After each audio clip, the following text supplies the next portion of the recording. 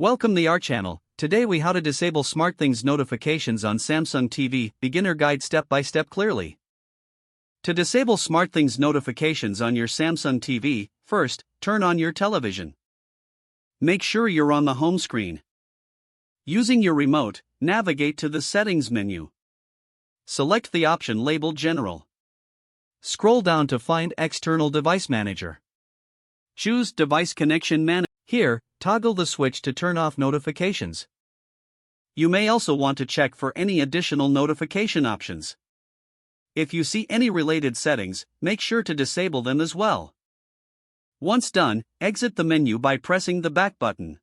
Your SmartThings notifications should now be disabled. Enjoy your distraction-free viewing experience. If the page does not load, refresh the browser or try again in a private or incognito window. Make sure you are using the correct email address, then retype it carefully to avoid small typos. If your password is not accepted, use the reset option and create a new strong password you can remember. Check your spam folder for verification or security emails, then complete any requested confirmation steps. Enable two-factor authentication if available to improve account security and reduce unauthorized access risk.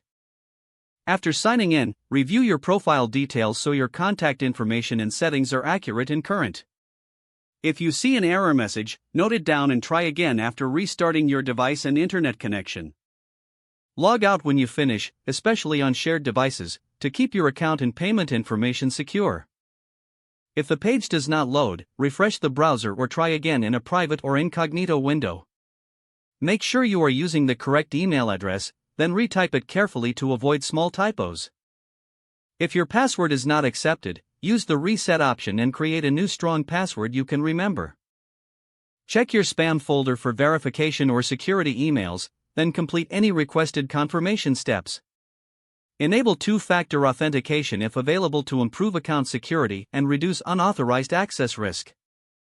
After signing in, review your profile details so your contact information and settings are accurate and current. If you see an error message, note it down and try again after restarting your device and internet connection. Log out when you finish, especially on shared devices, to keep your account and payment information secure.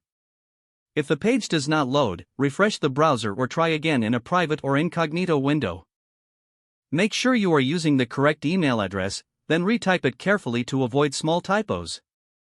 Don't forget to like this video and subscribe to our channel for more step-by-step tech guides.